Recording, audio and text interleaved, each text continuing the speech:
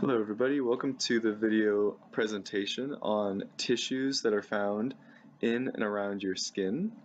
So the way that we're going to work through this is we're going to look through various slides of different kinds of tissues, including epithelial tissues, connective tissues, nervous tissues, and muscle tissue.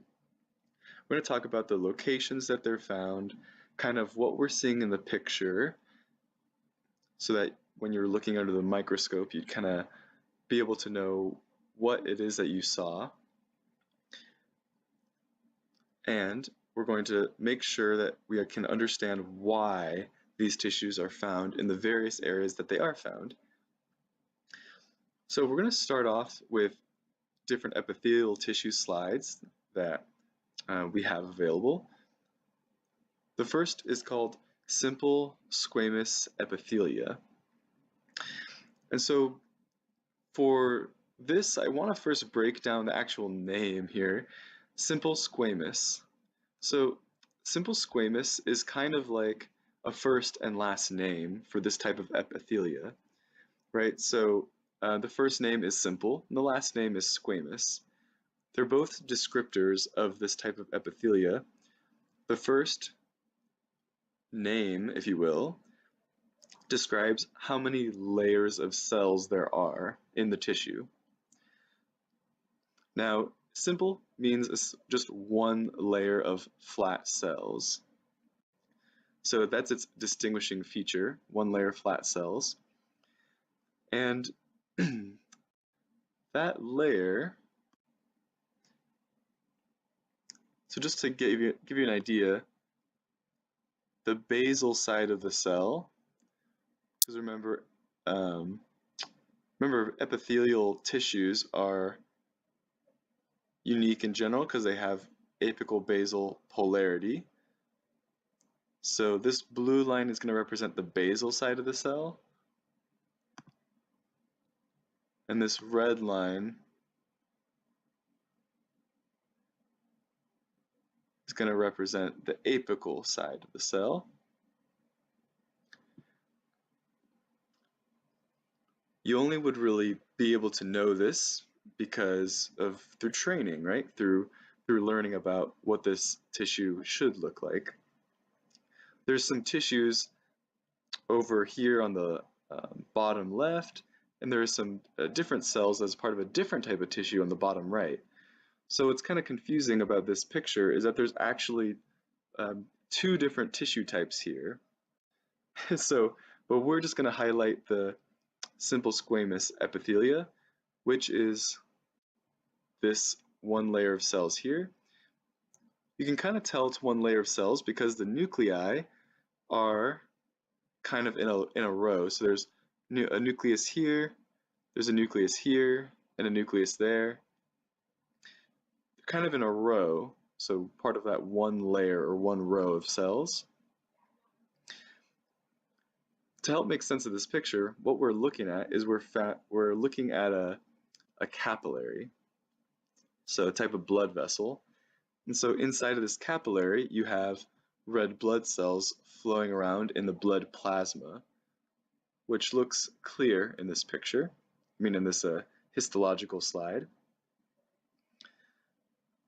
And because it is a blood vessel, these epithelial cells that line the blood vessel, they do actually go around the blood vessel in 3 dimensions, and they end up on this side too.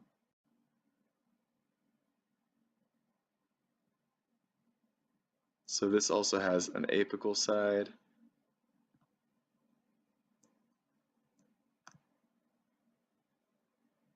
And it has its basal side.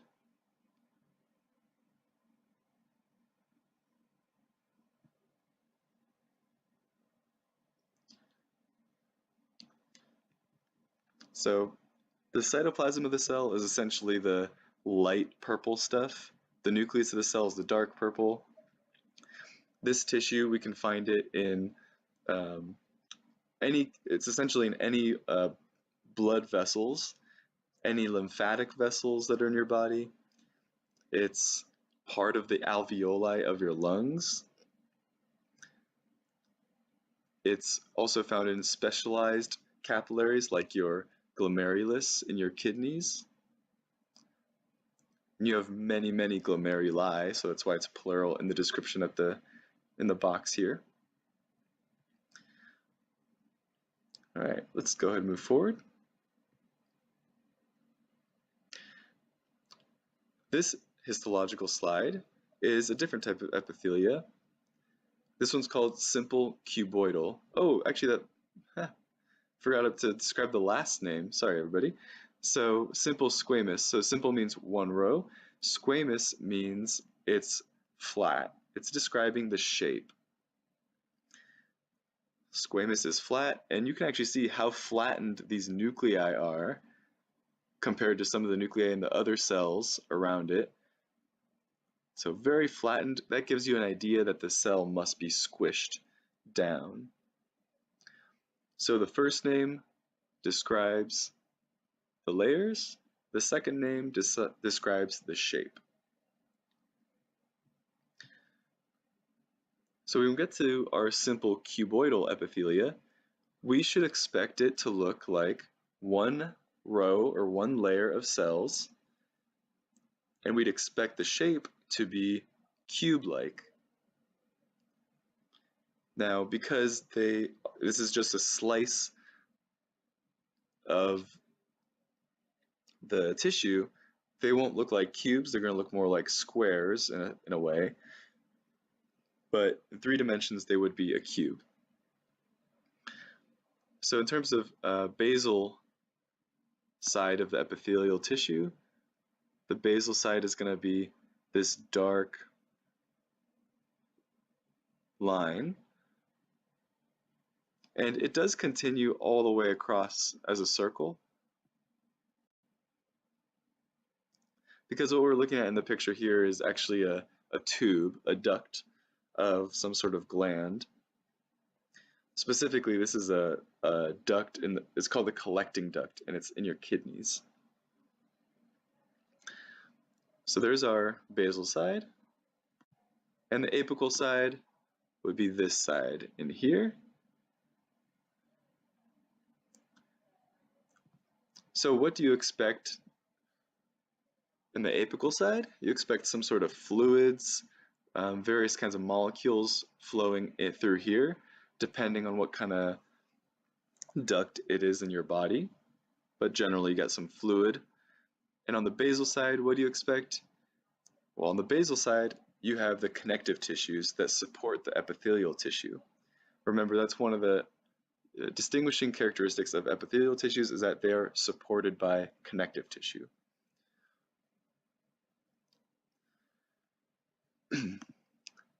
Now, this histological slide, however, does contain multiple basement membranes. Here's another basement membrane kind of cut off. So we just are essentially seeing multiple of these tubules next to each other. We've got another one down here as well.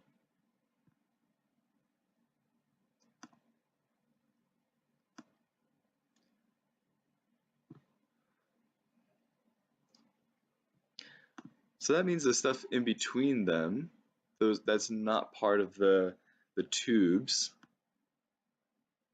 So all that stuff in between, that will be connective tissue.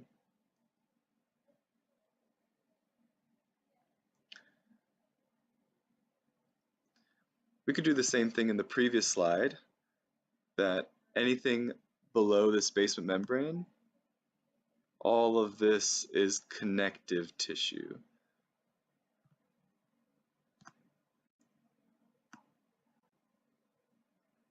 So in terms of epithelial tissue slide, it's not really an epithelial tissue slide, it's actually more of a connective tissue slide. But we're really just trying to point out the epithelial tissue, and it's kind of hard to find simple squamous epithelia all by itself, except when you're looking at the alveoli of the lungs, or if you're just really zoomed in on the actual blood vessel wall.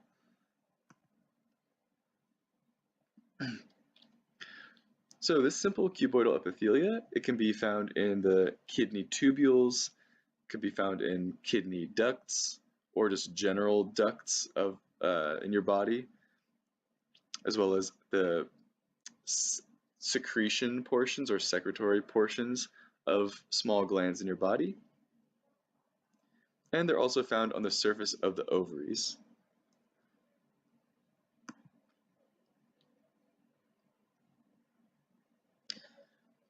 This histological slide is showing a different type of epithelia. We got stratified squamous epithelia. So one of these words is new, one of them is a repeat word. So if we're thinking of this as first and last name describes how many layers, and the second name describes the shape, right? So stratified meaning multiple layers. So 2 or more layers is what stratified represents. And squamous, again, represents flat cells. Now, since this is many layers of cells, the only basal side is going to be on the first row of the cells. So let's find that. So all this stained stuff in purple, all the purple stuff is epithelial tissue. So our border between the epithelial tissue and the connective tissue, in other words, our basal side, can be drawn like this.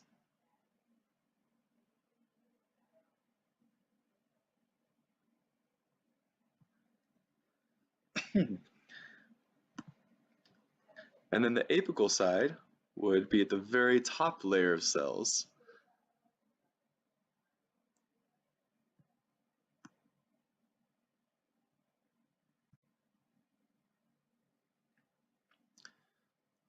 So notice that the cells in the middle of this epithelial tissue, they are not really given a apical side and a basal, or apical side and a basal side. It's just the whole tissue, right? The whole tissue, considering the entire mass of it, has an apical side and a basal side.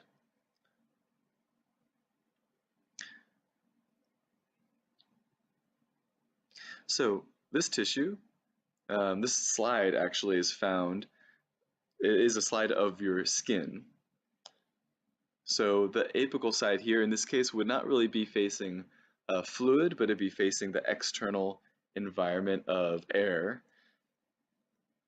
And of course there might be sweat on your skin and all that, or oils on your skin. So you could say there's fluid in that case, but it is just facing the external environment here. Other places where you can find this stratified squamous epithelia are the mouth, esophagus, vagina, and just generally the epidermis of your skin.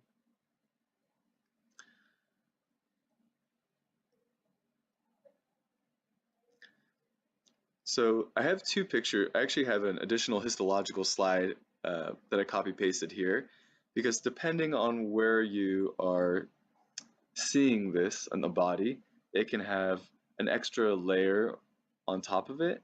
And if you see this extra layer, this is actually not, this is pretty much cells that have excreted their keratin, and they've placed the keratin as like a coating on top of the tissue. And so that would be a keratinized or keratinized tissue, which just adds an extra layer of protection.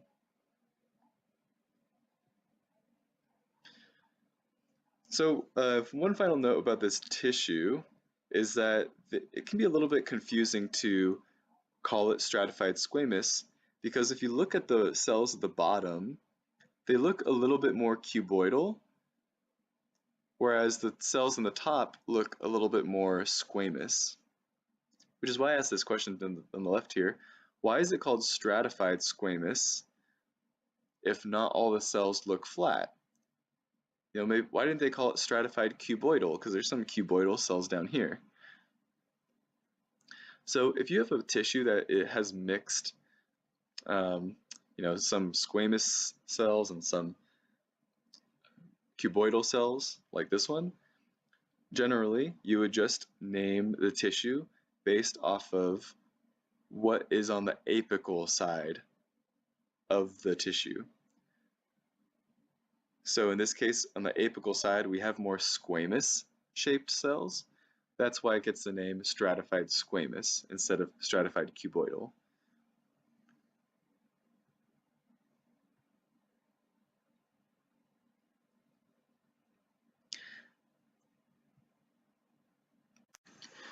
This next tissue here is known as stratified cuboidal epithelia.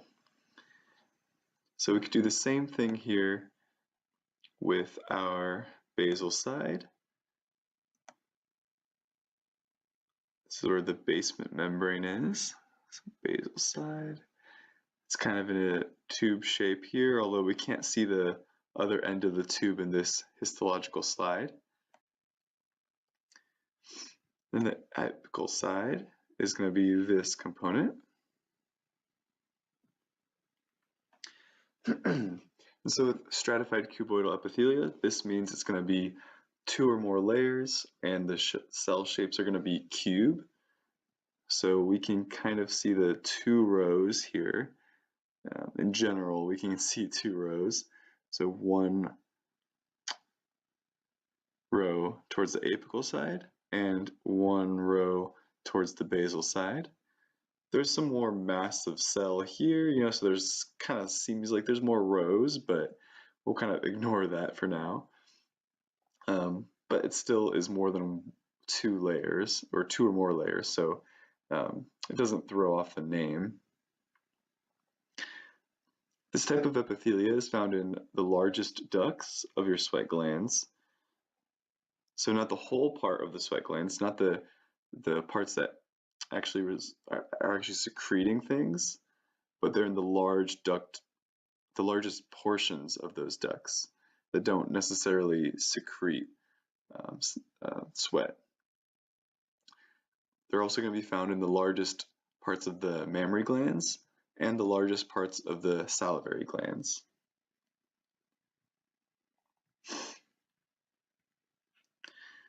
So here's going to be our first connective tissue, and this is the most common connective tissue in your body. This is areolar tissue. It's going to be found under epithelia and around / between various organs in your body, including nerves, blood vessels, and muscles. So because this is connective tissue, keep in mind that it's going to not be named in the sort of way that epithelial tissues are. It's not going to have this first name, last name. It's not going to have an apical side or a basal side, but rather it's going to have some characteristics unique to connective tissues. One of those characteristics is that there's a lot more extracellular matrix in general than there are cells. So a lot of the space that you see that's white in the histological slide here, that's all essentially empty space. Well, not empty, it's filled with liquid, it's the extracellular matrix, but there's no cells there. Another thing that we see in connective tissues is because there is a lot of extracellular matrix, there is also a lot of the 2 major things that we find in extracellular matrices, and that's ground substance and different kinds of protein-based fibers. So we really can't see the ground substance because the fluid of the ground substance isn't colored in these slides, but we can see the fibers, and that's why you see so many things that look like webbing. Those webs are different types of fibers made out of protein. So, for example, we have collagen fibers are these thick pink lines. Elastic fibers are the thin purple lines. And there are also these fibers called reticular fibers, but they haven't been dyed for this picture, so we can't see them. So I label that as invisible but present in the extracellular matrix. The main cell types are visible here. They're called fibroblasts. And there are other kinds of cells uh, scattered around, but from this type of slide, you can't really tell what cell is what for the most part. But, there's some white blood cells, there's some mast cells, macrophages. So far, those three are all having to do with the immune system. In addition, there are adipocytes, which are fat cells, and melanocytes.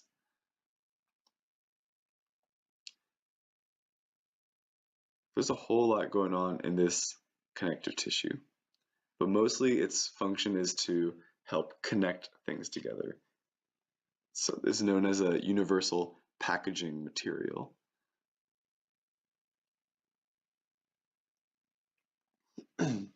Our second connective tissue here is called adipose tissue. And this one's fairly straightforward. Found under skin, within the abdomen, in the breasts, around various organs like your heart, kidneys, eyes, and blood vessels. And more than that, but just some examples listed. I would say the potentially confusing thing about this histological slide are the bubbles. And the bubbles seem just like empty spaces, but in this case, the bubbles are actually the majority of the adipocytes. So let's actually circle an adipocyte here.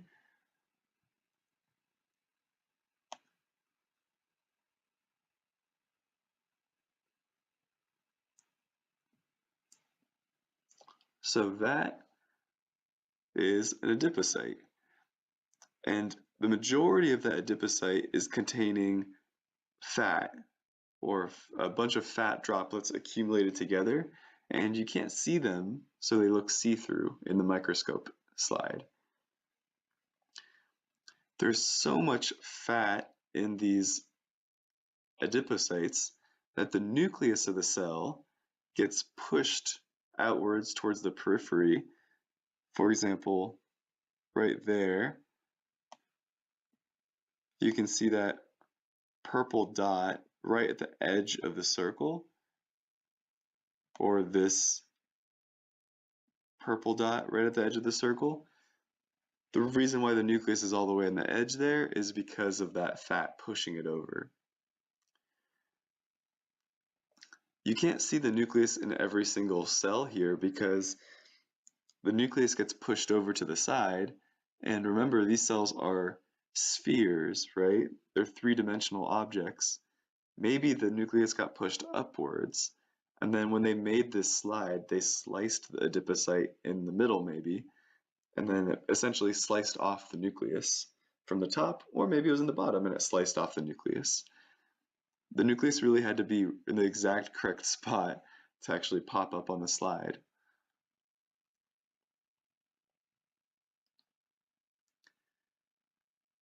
Third connective tissue I'd like you guys to know about is dense irregular connective tissue.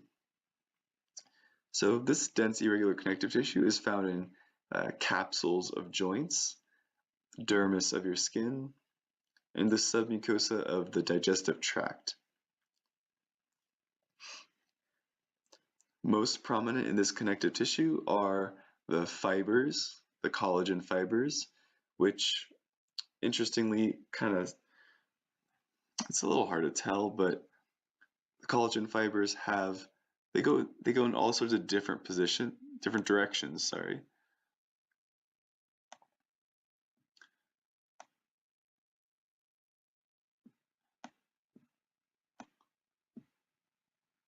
So, it's fairly hard to outline the collagen fibers here,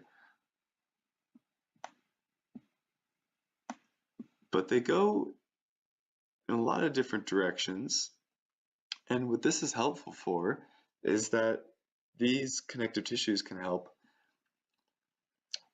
maintain strength and help connect different things in your body listed in this box, right? Helps connect those things like capsules of joints and helps them maintain their structure even though they're being pulled in all sorts of different directions. For example, your digestive tract has to have the ability to move in a lot of different directions because your digestive tract constricts, it relaxes, it elongates, it shortens, and it has to be able to maintain its structural integrity when it moves in all those different directions. So dense irregular connective tissue will help it do that.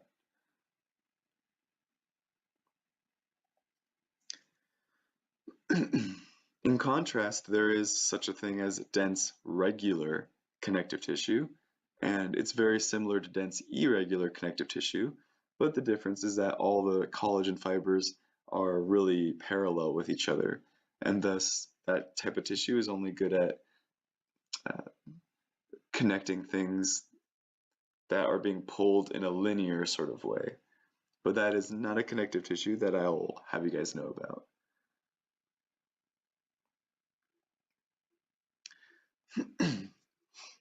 Second to last connective tissue here is compact bone. So compact bone is a subcategory of osseous tissue or bone tissue. The other one would be spongy bone, but compact bone for now is the only one that I would like you guys to think about. So very straightforward in terms of where it's found in bones, right? And we've already kind of discussed these osteocyte structures before, so I'm not going to spend extra time on this.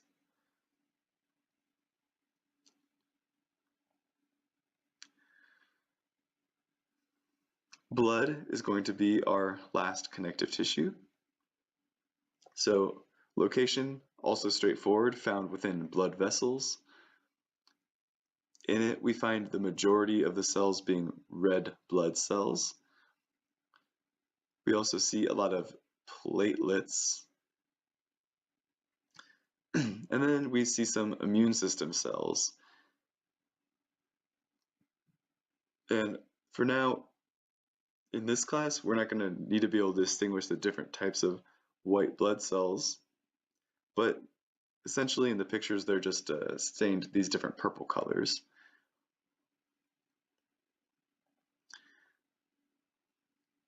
And because it is a connective tissue after all, it is mostly extracellular matrix.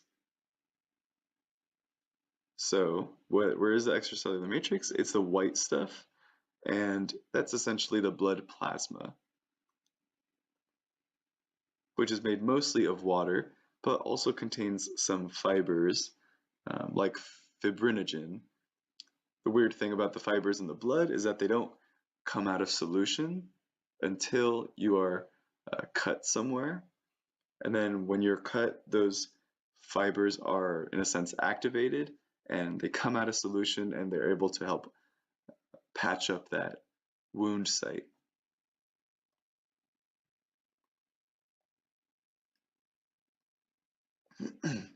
The next three tissues are all different types of muscle tissues.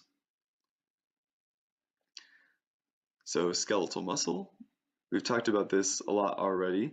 That's muscles attached to the skeleton and allow for voluntary movement. And just so you have an idea of what's what on the histological slides there, the actual muscle cell is going to be about that width and extending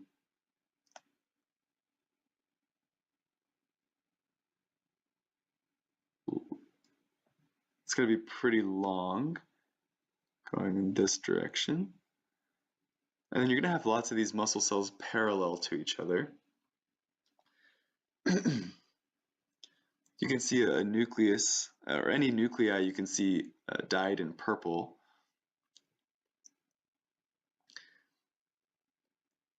And these kind of cells have multiple nuclei. So when you see a nucleus there and you see a nucleus here, what cell does it belong to? Yeah, it's kind of hard to tell what cell it belongs to, but it could be that these other nuclei right here, they may in fact belong to this muscle cell that I highlighted, because muscle cells are multinucleate.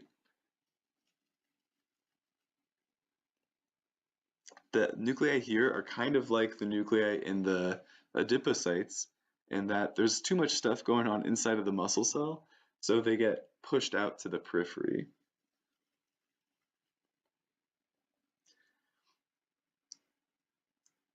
Muscle cells also have striations, which are like stripes, and those are, in other words, called the dark bands and light bands. So where it's darker, the darker stripes are where there's more protein filaments, more layers of proteins in the sarcomeres. And the lighter bands are going to be, so the lighter pink in the slide, will be where there's fewer proteins overlapping each other in the sarcomeres.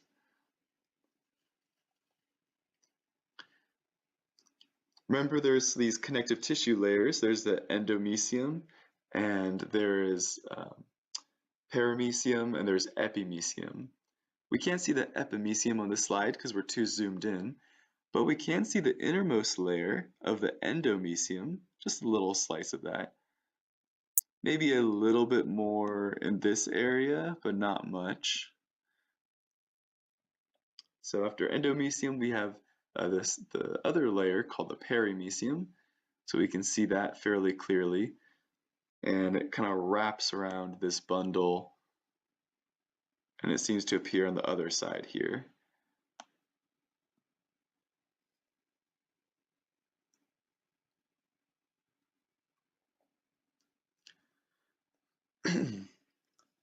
The second type of muscle here is smooth muscle.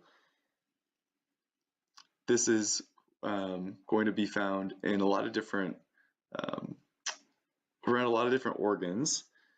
It's going to help with the involuntary movement. So some major organs that it's around are the digestive tract, organs of the digestive tract, the blood vessels, the iris of your eye, and the urinary tract. So all these cells, they have one nucleus in the center of the cell.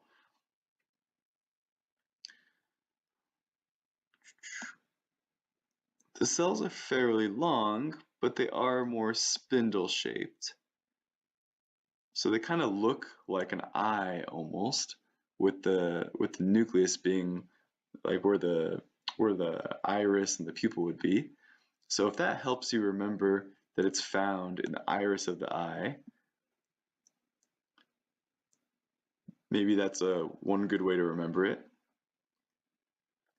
There's no striations here, right? There's no stripes that we can see.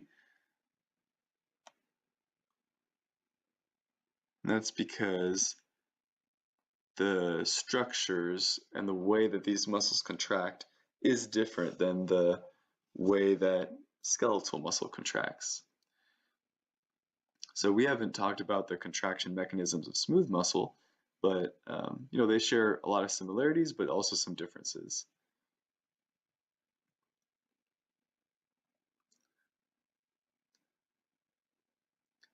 And for our last connective tissue, this is not connective tissue, for our last tissue slide, this is going to be nervous tissue. And remember, the two cell types in nervous tissue are the neurons and the glial cells. And glial cells outnumber neurons 10 to 1. So the majority of what we see in this picture should be glial cells. Here's an example of a glial cell there. And its nucleus is there. And then this neuron is sort of in a darker purple color. its nucleus is there. Actually, we can even see more detail in this picture. We can see the nucleolus, which is a substructure of the nucleus.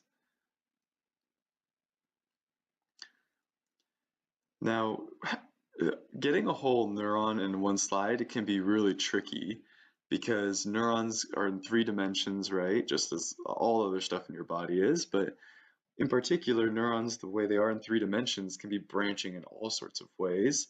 And so it is kind of hard to get a good image of a neuron. But so notice here we have the cell body and we have this part of a dendrite, but we don't see the end of the dendrite or the start of the dendrite. And we don't really see the axon and the axon terminals in this picture. But they, of course, would be attached. Here's another example of a neuron, but once again, missing a lot of components.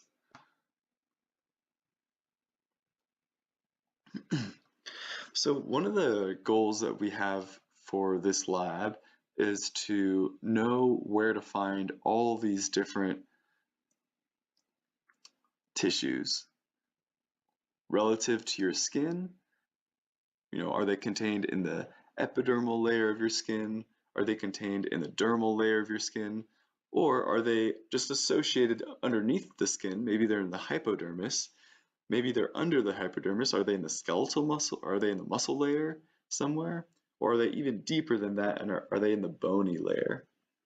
So for each one of these tissues, we want to know where they're located so that if you're making an incision somewhere, right?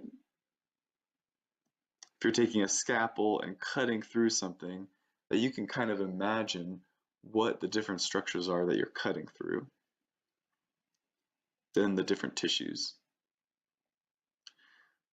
So here's a simple map of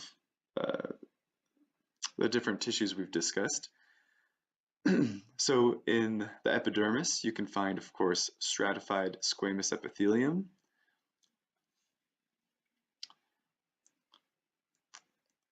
We can find simple squamous epithelium associated with blood vessels. So anywhere where there are blood vessels, there's going to be simple squamous epithelium. So just in this picture, you can see that, okay, well, we find blood vessels in the dermis, right? So that means we have simple squamous in the dermis. But the blood vessels also are going in the hypodermis. So that means simple squamous is also found in the hypodermis. And even though it's not shown here, you should know that skeletal muscle, or really any type of muscle, has blood vessels running through them. So even in the muscle layer, you'll have simple squamous epithelium. And even below that, in the bones, you should know that you have blood running through your bones. And so once again, simple squamous epithelium we will find there as well. And that's why I say, but that's not all, because even though it's labeling it as in one area in this picture, it really is found in a lot more areas generally. Stratified squamous is the only exception for this, is that they're mostly really just found in this epidermis, and the other areas that it's found in, I'm not really as concerned about you guys knowing for the exam.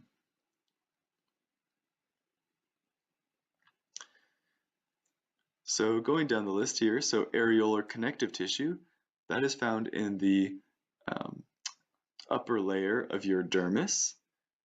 So it is found in your skin, upper layer of the dermis, but it's the most common connective tissue in your body, so you know that it's not just going to be found there, it's going to be found in other areas too. In the bottom layer of the dermis, there's dense irregular connective tissue. So that takes up the bottom half of the dermis.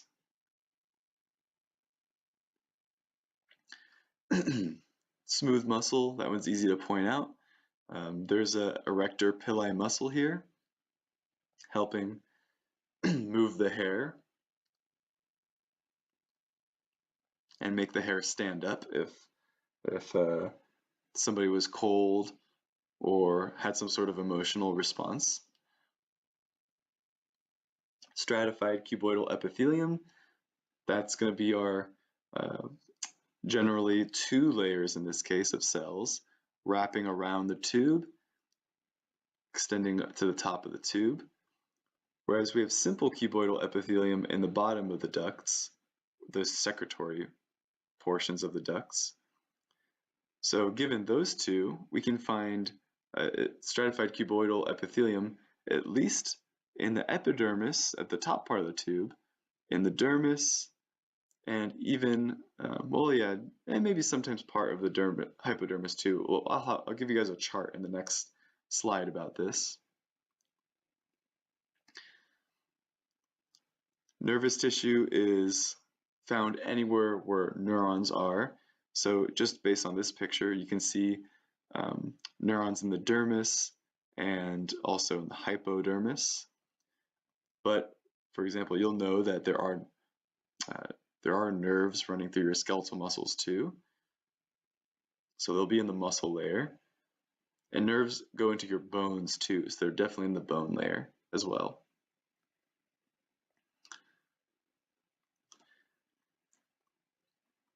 So here's the table that I want you guys to memorize for the test. This is essentially knowing where all these different kinds of tissues are in terms of layers of your skin or layers associated with your skin or close to them. So your skin is only the epidermis and dermis, right? Your skin is only these two. So using this chart, you can know what tissues are found in your skin.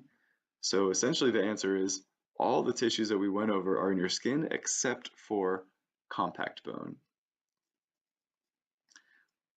Some of them are found in the epidermis only, like stratified squamous. Some are found only in the dermis, like simple squamous. And some are found in both the epidermis and dermis, like stratified cuboidal and nervous tissue. The nervous tissue doesn't go very far into your epidermis. It's really just connects to the lowest layer of cells in your epidermis. Otherwise, it would really hurt if you scraped at the top of your skin.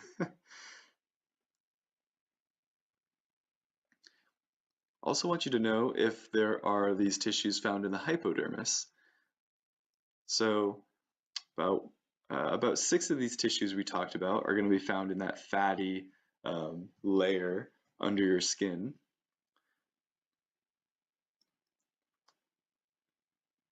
Muscle layer, there's also quite a few of them found there, and also in the bone layer.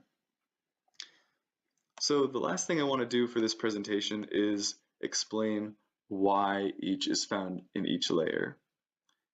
And the why meaning, what's the function of the tissue and why does that function make sense in that layer?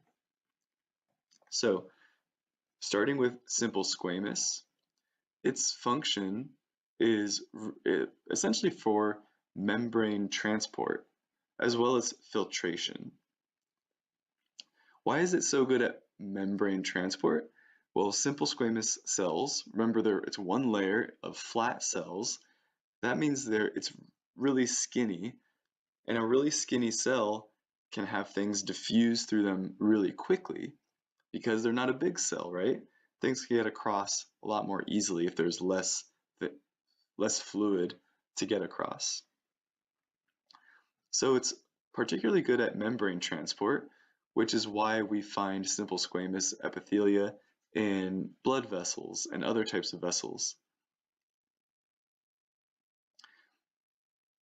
And because simple squamous is associated with blood vessels and capillaries and all that, it's found in the dermis, which has blood vessels, the hypodermis, which has blood vessels, the muscles that have blood vessels, and also your bones that have blood vessels. So on an exam, if you're asked what layer is simple squamous found in, and you're given, let's say, these four choices, dermis, hypodermis, muscle layer, and bone layer, and then all of the above, you should pick all of the above. For simple cuboidal is also good at membrane transport, not as good as simple squamous because it's a bigger cell, but it's still okay at membrane transport. So it's going to be found in ducts in the layer, and those ducts, those secretory portions of ducts, are found in the dermis or the hypodermis.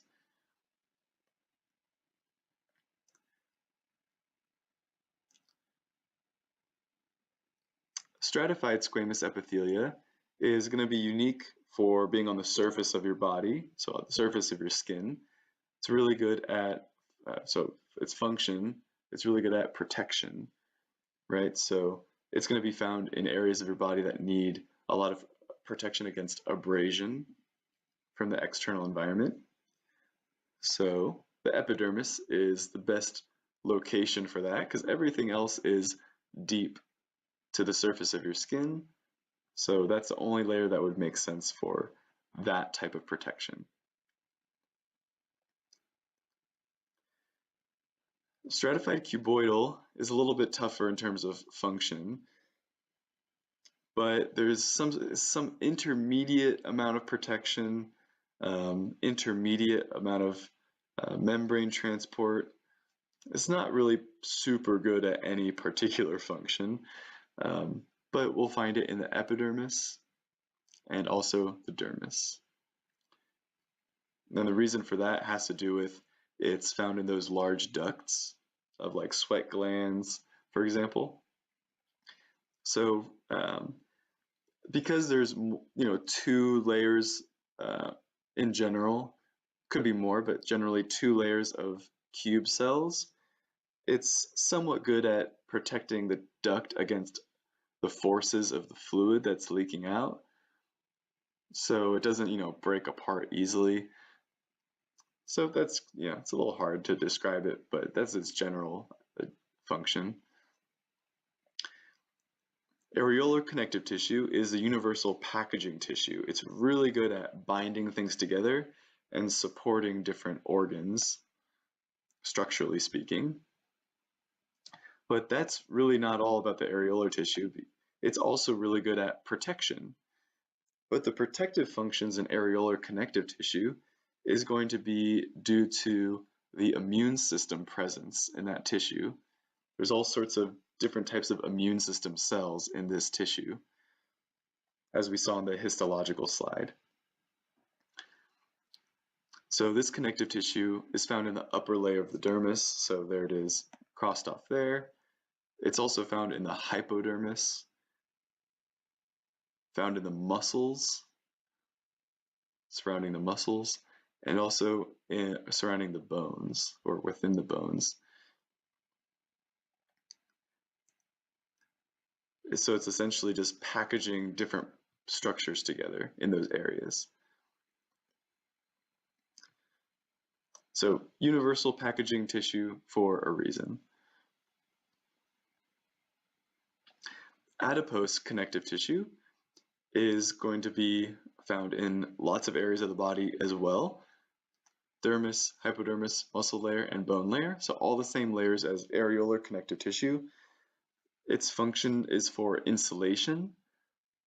So maintaining the heat, keeping heat inside the body to some degree. So it makes sense to have some adipose tissue in the dermis and hypodermis so that that heat doesn't just easily radiate out into the environment. It helps insulate you to some extent. But something that makes the adipose tissue present in so many areas of your body is that adipose tissue can surround blood vessels. So it's called perivascular adipose tissue. Perivascular. And because there's blood vessels in your muscles and bones, that means that adipose tissue can also be found in your muscles and bones.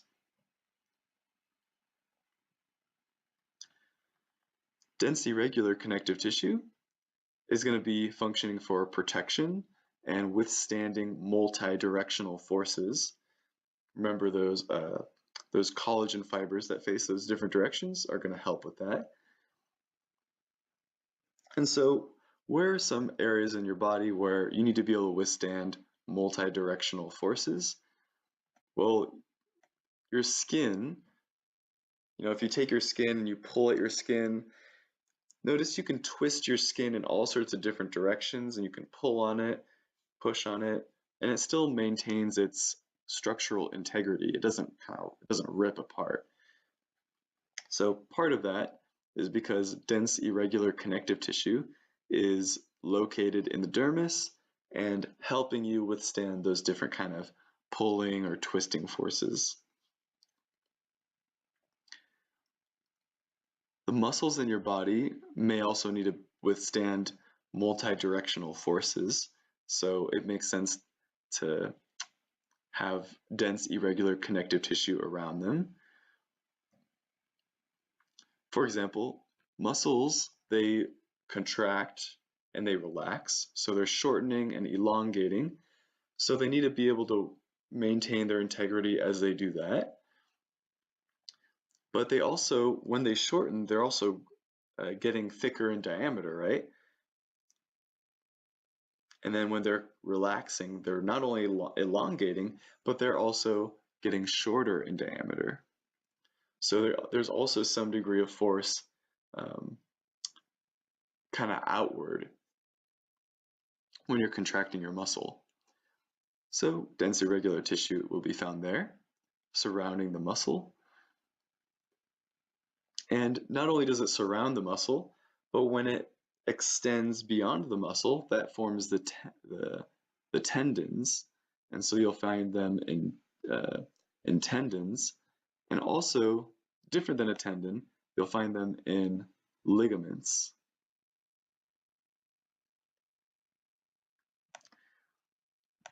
Ligaments are going to be connecting bone to bone. So we'll say that's part of the bone layer.